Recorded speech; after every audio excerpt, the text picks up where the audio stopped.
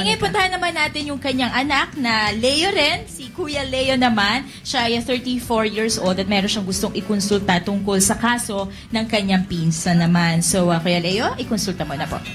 Magandang umaga po sa inyo, attorney. Tatanong ko lang po sana, dagdag kaalaman na rin para sa akin, regarding po sa naging kaso ng cousin ko. Kasi po nagtataka lang po ako na sa true information na binigay ng piskal, yung apat po na complainant, pare-parehas naman po silang, parang stitwar po yung nangyari, na anuan niya ng matulis na bagay, yung apat na tao.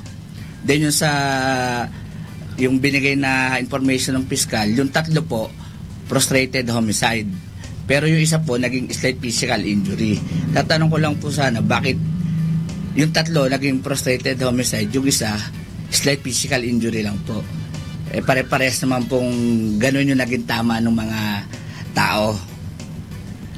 Leo, babalikan namin. Pangalawa rin pong katanungan ko kung ano po ba, ilang oras po ba yung grace period para ma-inquest yung isang akusado, kasi sa akin pong pagkakaalam, sa nabasa ko parang 9 hours lang alam ko na para maihatid at ma-inquest yung akusado. Kasi yung nangyari rin sa pinsan ko na yon, 22 ng December, 21 po ng December nangyari yon. Na-inquest po siya, 23 na ng hapon. Anyway, babalikan namin kayo, Mang Leo, at puntahan muna natin ang Radyo La Verdad 350. Kasama po natin si Attorney George Garcia. Good morning, Attorney George. Good morning, Kong Erin, at good morning sa lahat ng ating mga kasamahan sa Good Morning, Kuya. George. Attorney Kuya, George. Kuya. Morning. Baka Morning. pwede mo sagot. Nadinig mo ba yung tinatanong ni Mang Leo? Parang ang pagkakaunawa ko lamang kung bakit medyo matagal yung kanyang tinatawag na inquest.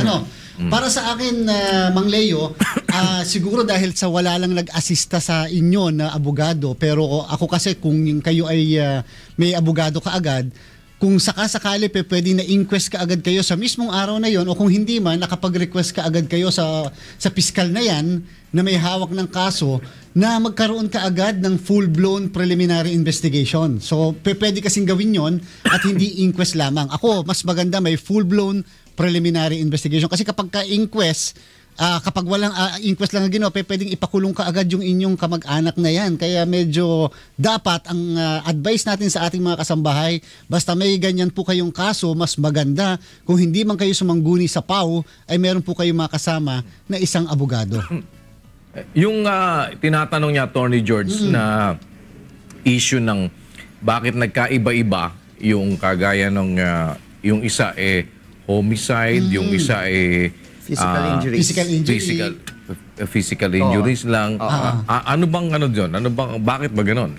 Nagkakaroon ng ganyan, Kuya, dahil sa siyempre yung mismong investigador o yung mismong pulis na nag-aresto, halimbawa, iba yung pag-appreciate nila ng mga ebidensya para sa isang tao, iba yung pag-appreciate nila ng ebidensya para doon sa iba namang kasamang tao. Pero sa bandang huli, makokorek kasi lahat ng yan kapag ka na-proseso na ng piskalya, sapagkat ang piskal naman ang magsasabi kung ano talaga ang charge na dapat na ma-file laban sa mga akusado na yan. So ibig sabihin, you're saying, Attorney George, na possible yon na halimbawa, iisa lang yung yung participation ko, isa lang yung kaso pinag-uusapan, pero yung participation ng isa ay iba kesa doon sa mga kasama niya. Tama yung, Kuya, lalo pat hindi naman mapapatunayan na merong conspiracy. Pag conspiracy, of course, the act of one is the act of all. Gaganon yun. Kahit pa ako'y bantay lamang sa labas, kung may nangyaring pagpatay sa loob, kasama rin ako sa pagpatay sa kaso. Pero kung wala namang akusasyon o aligasyon ng conspiracy,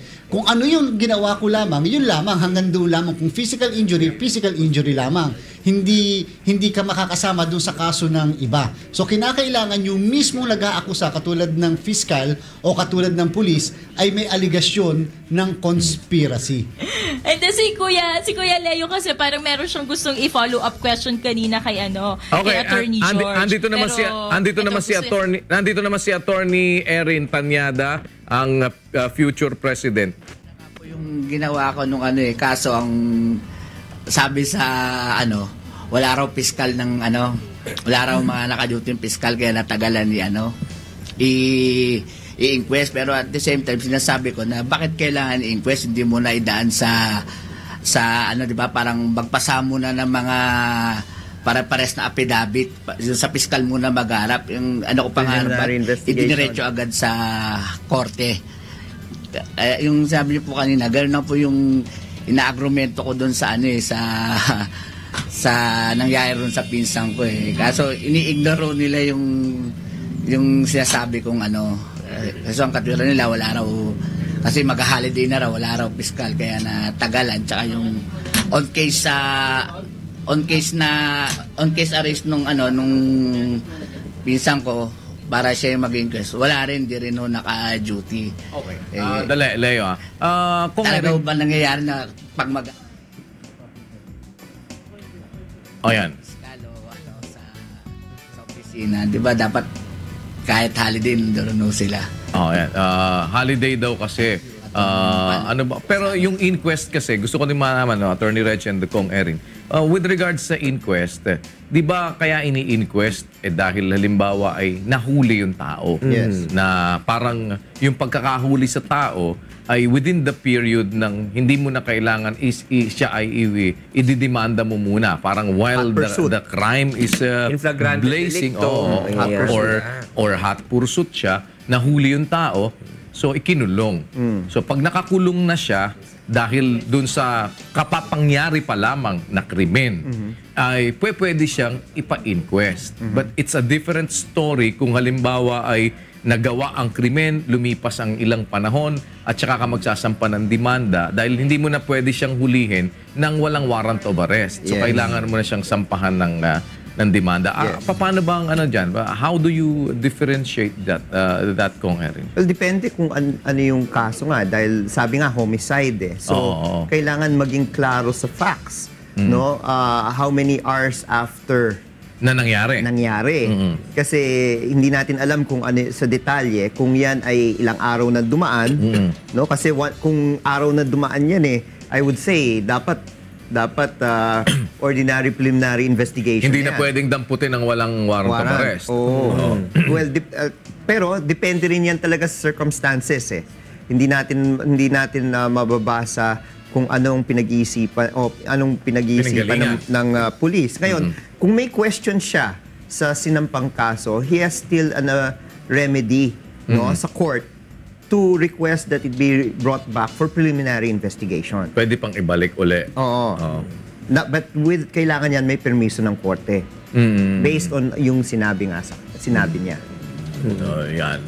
Okay. Yes, you're Pero going to say... kuya, kung hindi pa na-file sa korte yung information, pwede nga pang idulog yan sa Department of Justice. Pwede pa siya mag-motion for reconsideration sa city prosecutor. Pag na-deny siya ng city prosecutor o in-uphold yung inquest officer na findings, pwede niyang iakyat yan sa DOJ for petition for review. Tapos doon kuya, uusad yung kaso, titingnan kung merong bang basehan. Kasi tinitingnan lang sa inquest Kung meron kuya. bang probable cause. Yeah, tinitingnan kasi kuya sa inquest kung merong bang basehan yung mga pulis na kuhanin siya ng walang warrant of arrest. Kaya ini-inquest. Yes, All right. Monica, siguro ay kahit papaano ay nakapagbigay linaw tayo kay Leo.